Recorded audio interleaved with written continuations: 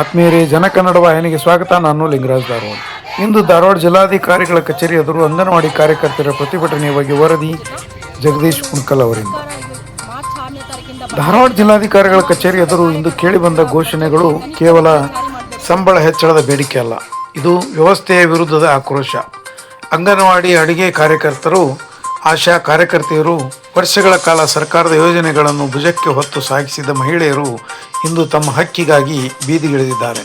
ಅಂಗನವಾಡಿ ಕೇಂದ್ರಗಳು ಭಾರತ ಸರ್ಕಾರದ integrated child development service ಯೋಜನೆಯಡಿಯಲ್ಲಿ ಕಾರ್ಯನಿರ್ವಹಿಸುತ್ತಿವೆ.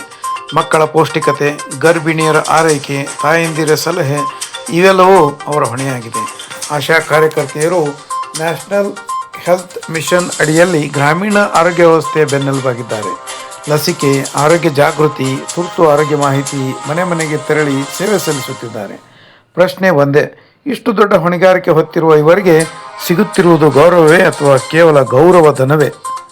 ಶಾಸಕರು ತಮ್ಮ ಸಂಬಳವನ್ನು ಹೆಚ್ಚಿಸಿಕೊಂಡಾಗ ಯಾವುದೇ ವಿಳಂಬವಿಲ್ಲ, ಸಂಸದರು ಭತ್ಯೆ ಹೆಚ್ಚಿಸಿಕೊಂಡಾಗ ಯಾವುದೇ ತೊಂದರೆ ಇಲ್ಲ. ಆದರೆ ಗ್ರಾಮೀಣ ಮಹಿಳೆಯರ ಸಂಬಳ ಹೆಚ್ಚಳದ ವಿಷಯ ಬಂದಾಗ ಮಾತ್ರ ಸರ್ಕಾರದ ಜಾಣ ಮೌನ. ಮುಖ್ಯಮಂತ್ರಿಗಳಿಂದ ಹಲವಾರು ಬಾರಿ ಆಶ್ವಾಸನೆಗಳು ಬಂದಿವೆ, ವೇತನ ಹೆಚ್ಚಿಸಲಾಗುವುದು ಎಂದು ಹೇಳಲಾಗಿದೆ. ಆದರೆ ವರ್ಷಗಳು ಕಳೆಯುತ್ತಿವೆ, ಆಶ್ವಾಸನೆಗಳು ಮಾತ್ರ ಕಡತಗಳಲ್ಲಿ ಉಳಿದಿವೆ. ಕರ್ನಾಟಕದಲ್ಲಿ ಸಾವಿರಾರು ಅಂಗನವಾಡಿ ಮತ್ತು ಆಶಾ ಕಾರ್ಯಕರ್ತೆಯರು ಇಂದು ಕನಿಷ್ಠ ವೇತನಕ್ಕೂ ಕಡಿಮೆ ಸಂಬಳದಲ್ಲಿ ದುಡಿತಾ ಇದ್ದಾರೆ.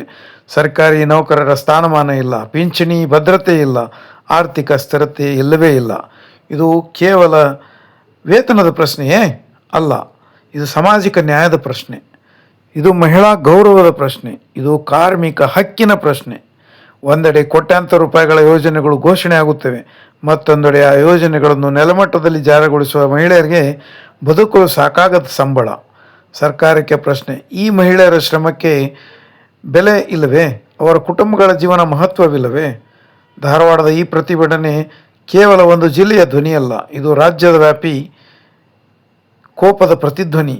ಇವರ ಹೋರಾಟ ಮುಂದುವರಿಯುತ್ತದೆಯೋ ಅಥವಾ ಸರ್ಕಾರ ತಕ್ಷಣ ಕ್ರಮ ಕೈಗೊಳ್ಳುತ್ತದೆಯೋ? ಇನ್ನು ಪ್ರಶ್ನೆ ಸರ್ಕಾರದ ಮೇಲಿದೆ. ನ್ಯಾಯ ನೀಡುವುದೇ ಅಥವಾ ಮೌನವೇ? ಧನ್ಯವಾದಗಳು. ದಯವಿಟ್ಟು ಜನಕನ್ನಡ ವಾಹಿನಿಯನ್ನು ಸಬ್ಸ್ಕ್ರೈಬ್ ಮಾಡಿ, ಲೈಕ್ ಮಾಡಿ, ಶೇರ್ ಮಾಡಿ.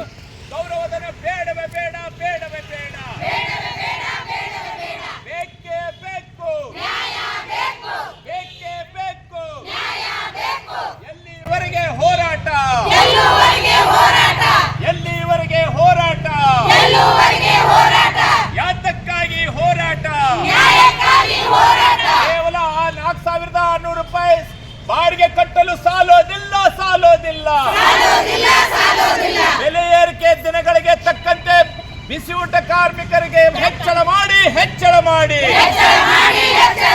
ಬೇಕೇ ಬೇಕು. ಕರ್ನಾಟಕ ರಾಜ್ಯ ಸಂಯುಕ್ತ ಅಕ್ಷರ ಸಹ ಕಾರ್ಮಿಕ ಸಂಘಟನೆಯಿಂದ AIUTUC ಸಂಯೋಜಿತ ಇವತ್ತೇನು ಸರ್ಕಾರ ಮಾರ್ಚ್ 6ನೇ ತಾರೀಕಿಂದ ಬಡ್ಜೆಟ್ ಇದೆ. ನಮ್ಮ ಬಿಸಿಯೂಟ ಕಾರ್ಯಕರ್ತರದ್ದು ಕೂಡ ಬಡ್ಜೆಟಲ್ಲಿ ಕನಿಷ್ಠ ವೇತನ ಜಾರಿ ಮಾಡಬೇಕು, ಜೊತೆಗೆ ಬಿಸಿಯೂಟ ಕಾರ್ಮಿಕರನ್ನ ಕಾಯಂ ಮಾಡಬೇಕು, ಜೊತೆಗೆ PF ESI ಜಾರಿ ಮಾಡಬೇಕು, ಸಮಾವೇಶ ಈ ಥರದ್ದು ಯಾವುದೇ ರೀತಿಯ ಗುರುತಿಗೆ ಎಲ್ಲರೂ ಕೊಡಬೇಕಂತೇಳಿ ಈ ಸಂದರ್ಭದಲ್ಲಿ ನಾವು ಹೋರಾಟನ ಹಮ್ಮಿಕೊಂಡಿದ್ದೀವಿ. ಡಿ ಸಿ ಆಫೀಸ್ ಮುಂದೆ ಭುವನ ಬಳ್ಳಾರಿ ಜಿಲ್ಲಾಧ್ಯಕ್ಷ. ನಮ್ಮ ಜೀವನ ಆಗಂಗಿಲ್ಲ ರೀ ಸರ್, ಮನೆ ಬಾಡಿಗೆ ಕಟ್ಟೋದು ಇರ್ತೈತ್ರಿ ಸರ್, ಆಮೇಲೆ ನಮ್ಗೆ ಮಕ್ಕಳು ಶಾಲಿದು ಇರ್ತೈತ್ರಿ, ಆಮೇಲೆ ಎಲ್ಲ ಬೆಲೆ ಏರಿಕೆ ಆಗೈತ್ರಿ.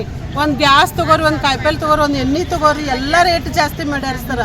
4,000 ರೂಪಾಯಿ 600 ರೂಪಾಯಿದಾಗ ನಮ್ಮ ಜೀವನ ಹೆಂಗೆ ಆಗ್ತೈತ್ರಿ ಸರ್. ಅದಕ್ಕೆ ನಾವು ಸರ್ಕಾರಕ್ಕೆ ಮನವಿ ಮಾಡ್ಕೊಳತ್ತೇವ್ರಿ ಸರ್, ನಮ್ಮ ಪಗಾರ 10,000 ಮಟ್ಟ ಬೇಕ್ರಿ ಸರ್.